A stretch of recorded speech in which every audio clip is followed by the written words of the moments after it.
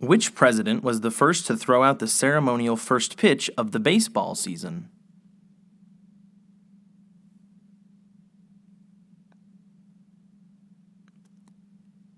Answer: William Howard Taft. As a child, Taft loved the game of baseball. His large girth made it difficult for him to be a competitive base runner, but he was a good hitter. Taft threw out the first ball of the opening season on opening day 1910, and in doing so started a long tradition of presidential participation in the national pastime. He was, however, unable to attend the Washington Senators opener in 1912 because he was mourning the loss of his dear friend and military aide, Major Archibald Butt, who had died in the Titanic disaster. Which president liked to skinny dip in the Potomac?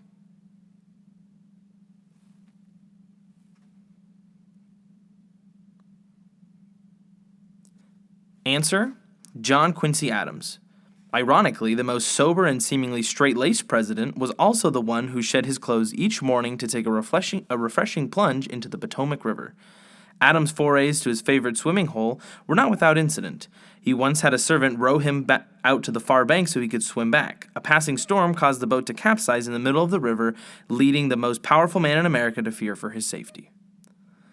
Which president did not vote until he was in his 60s? Answer: Zachary Taylor. As an on-the-move career Army officer, Taylor did not vote in an election until 1848. He had no official residence and no inclination to divulge his political leanings. Few knew that the soldier and slave owner was also a strong nationalist who, as president, would work to preserve ties between the North and the South and oppose the expansion of slavery into Western lands. Which president once co-owned a Major League Baseball team?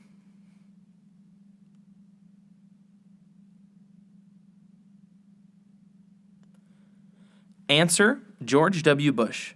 Bush was a minority owner of the Texas Rangers from 1989 to 1998. Aside from his financial stake in baseball, Bush was a lifelong lover of the sport. He was a catcher on his West Texas Little League team, played in prep school, and briefly pitched during his freshman year at Yale University, although he confessed, "I was not a reliable starter." Who was the only former president to later serve in the Senate?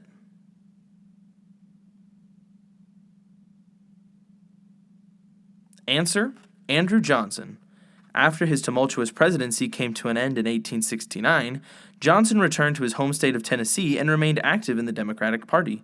He ran unsuccessfully in various congressional elections, but was eventually elected to the U.S. Senate in 1874, becoming the only former president to serve there.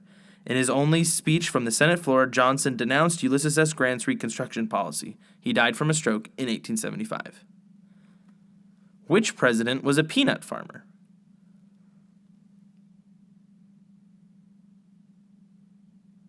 Answer: Jimmy Carter. Carter grew up on a peanut farm near Plains, Georgia. Although he left home to study nuclear physics and serve in the Navy, he returned there after his father's death to look after the family business. The man with the southern drawl and wide grin seemed a long shot for the presidency, but the public liked his down-home style.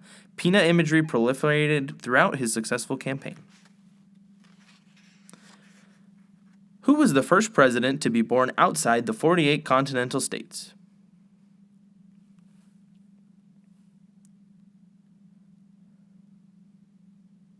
Answer: Barack Obama. Obama was born in Honolulu, Hawaii on August 4, 1961. His father and mother, who met at the University of Hawaii, divorced in 1964. His mother remarried an Indonesian student and the family moved to Jakarta in 1967. Obama returned to live in Hawaii with his maternal grandparents from 1971 until his graduation from high school in 1979.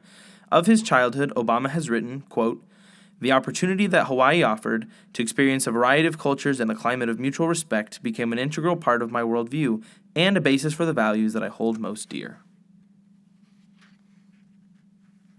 Who was the first president born in a log cabin?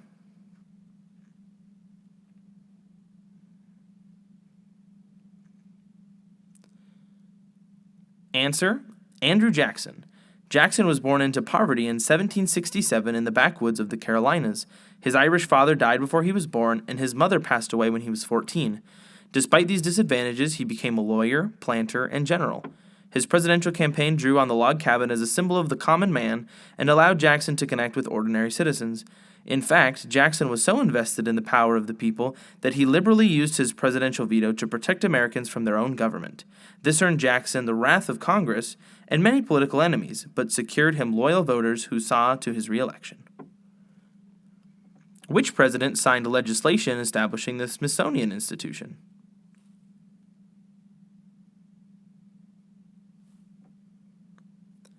Answer: James Polk. On August 10th, 1846, Polk signed legislation founding the Smithsonian Institution and ended more than a decade of debate within Congress and among the general public about how to implement an unusual bequest from English chemist and mineralogist James Smithson, who never set foot in the United States. When Smithson died in 1829, he left a will stating that his estate should go to the United States, quote, to found at Washington under the name of the Smithsonian Institution an establishment for the increase and diffusion of knowledge. Which president's name at birth was Leslie King?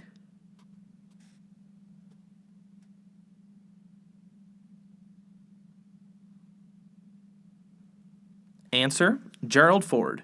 Ford was originally named for his biological father, Leslie Lynch King Sr., a wool merchant from Omaha, Nebraska, who married Ford's mother, Dorothy Gardner, in 1912. Dorothy fled her abusive husband soon after Ford's birth and in 1916 remarried. Her new husband, a salesman in a family-owned paint store in Michigan, was named Gerald R. Ford. Leslie was renamed Gerald R. Ford Jr., and his new father, a businessman and active Republican, had a strong influence on the future president.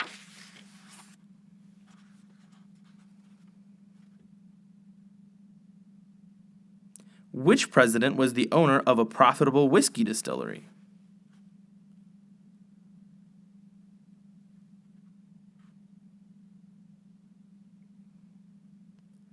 Answer: George Washington.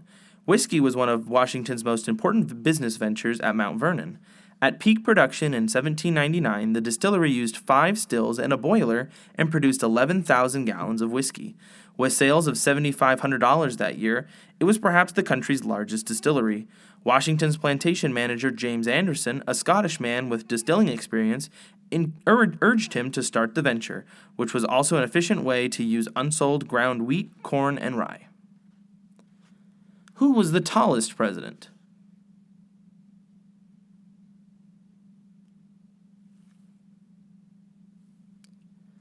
Answer: Abraham Lincoln. At 6'4", a fraction of an inch taller than Lyndon Johnson, Lincoln holds the height record for presidents. At only 180 pounds, he was gangly with disproportionately long arms and legs. His law partner commented, quote, his eyebrows cropped out like a huge rock on the brow of a hill. His long, sallow face was wrinkled.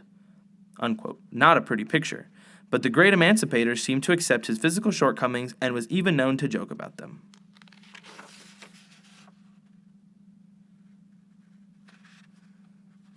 Which president became a Supreme Court justice after his retirement?